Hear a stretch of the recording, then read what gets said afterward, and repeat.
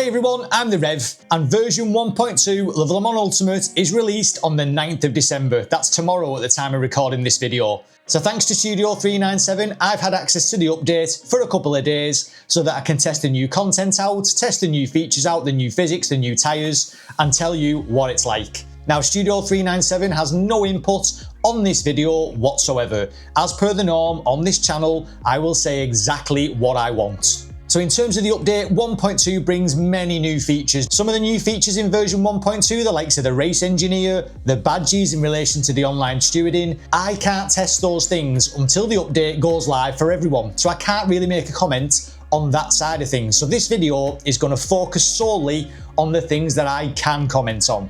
So version 1.2 brings with it some new content. We get a new car, a brand new Ginetta LMP3, and we also get a new track in Paul Ricard. Now, that's not a track that I enjoy driving, or at least I didn't on any other sim, let's put it that way. So for $9.99, or included within the season pass if you bought that, you will get the new car and the new track. So let's talk about the new LMP3. Well, it's called the Ginetta. It does have a load of letters and numbers after its name, but we're just going to stick with the Ginetta for this video. And it looks a bit more aesthetically pleasing, I would say, than the Ligier. Now, in terms of once you get it on track, it's got the same engine as the Ligier, so it sounds the same. It's got the same power output. It's kind of got the same aero profile, so it feels very, very similar to the Ligier. In fact, in my testing, I'd say it feels almost identical. The car itself, as you would expect, is beautifully modelled, beautifully textured, and it looks fantastic when it's out on track, thanks to the awesome graphics engine.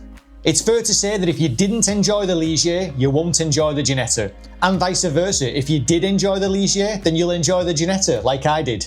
Now, in relation to the circuit, Paul Ricard. Now, I'll admit I was absolutely dreading this one. Having only driven the track in Assetto Corsa Competizione, it's just not a track that I've ever got along with. The great big huge long straight, I just found that so boring. In a GT3 car driving down that straight, I feel like it takes 3 months to get to the end. Such a boring track.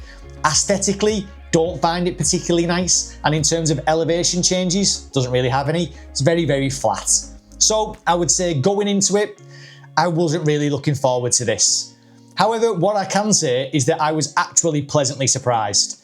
Thanks to the layout used in the ELMS, that great big huge straight is broken up by a chicane, and that makes a massive difference. So I jumped into the LMP3 and I started to learn the track. Because I did have to learn it, I was coming really from scratch. But once I got my head around the layout, I did start to quite enjoy it. Now, Sector 1 I found quite technical. It's got a couple of chicanes, it's got low speed corners, and it'll really test you when it comes to throttle application. Now, the end of the lap, that's the part of the track that I found the most challenging. I would liken it to something akin to the last sector at Fuji, for example. So there's lots of double apexes, you're always braking and turning, the rear of the car's going quite sketchy. But it's great fun once you get it down. Don't get me wrong, I'm way off where I should be, but I'm quite confident that once I learn it, I'll be able to carry some speed through those corners, and I really look forward to watching what the fast guys can do around Paul Ricard. So, in terms of the track itself, the track was surprising. So if you're like me, who's been quite vocal in my Discord about how much I dislike this track, myself, John1976, he's been quite vocal as well. Mate, you're gonna like this track, I think. I was pleasantly surprised, and I'm hoping that you're going to be pleasantly surprised too. So the downloadable content for me is definitely worth it. Don't get me wrong, I want the complete Le Mans Ultimate package, so I'm always going to purchase the content.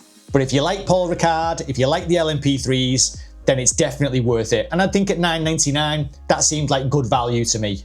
Now, in terms of the rest of 1.2, the main thing for me was going to be the revision to the LMP2, LMP3, and most importantly, the GT3 tyres. Now, I would say I'm probably the most critical YouTuber when it comes to Le Mans Ultimate's GT3 tyres. Don't get me wrong, when the game first came out, I was one of the most positive. I enjoyed that little bit of slip and play in the GT3 tyres, and as such, they were the best GT3s I'd driven. However, as the updates came along, I just found them gradually getting worse. I found them an absolute chore to drive. The front end didn't do what I wanted it to do. The back end would snap and just give me no chance to catch it whatsoever.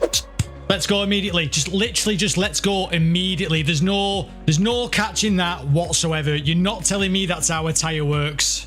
And as such, I just stopped driving them, which was a shame because I did enjoy them. So with this update, we get revisions to the LMP2, LMP3 and GT3 tyres. Now, I am absolutely made up to report that the GT3 tyres I found them like night and day. Now, in these updates, it's really easy to make little revisions and then somebody will say it's totally different. So it's easy to say that the difference is like night and day when that's not really the case, and the difference is more really like night and later that night. But this actually is night and day difference for me. It could just be my driving style, and I know that there's a lot of you out there that do enjoy the GT3s. But after this update, for me, I found the rear end to be much, much better, more stable. It would talk to me, it would give me information, and more importantly, when the car started to slide, I was able to catch it. I'll put a couple of examples on the screen for you now. Never catching that. Sorry.